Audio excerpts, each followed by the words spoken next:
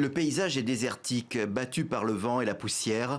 On peut voir encore quelques carcasses de pick-up. Ils sont marqués du sigle FACT, du nom du groupe rebelle qui a tenté de descendre sur N'Djamena.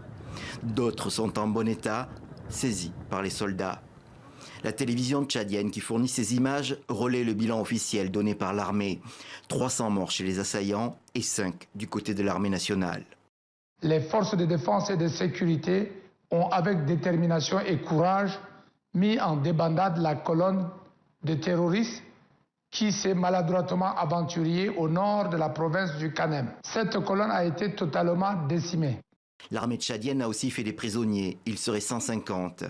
Le FACT avait lancé une offensive le 11 avril, jour de l'élection présidentielle, depuis ses bases du sud de la Libye. Mais ils ont été apparemment arrêtés dans la région du Kanem, à plus de 500 km au nord de N'Djamena, la capitale. Ce n'est pas la première fois que l'armée tchadienne doit affronter des groupes rebelles. Il en existe dans le massif du Tibesti, près de la frontière libyenne, et aussi au nord-est, près du Soudan. En 2019, il avait fallu l'intervention de l'armée française pour stopper une colonne d'un autre groupe, l'UCT, qui fonçait sur la capitale.